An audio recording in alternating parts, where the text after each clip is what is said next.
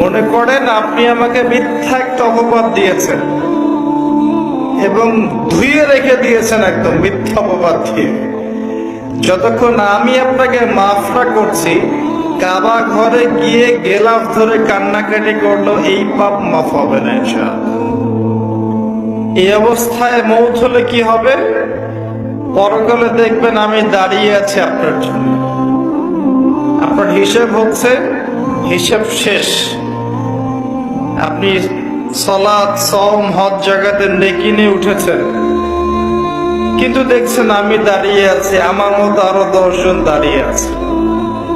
ওই 10 জনকে আপনি গালি দিয়েছিলেন, অপবাদ দিয়েছিলেন, তাদের গীবত করেছিলেন, তাদের সম্পদ ও সম্মানের হানি করেছিলেন।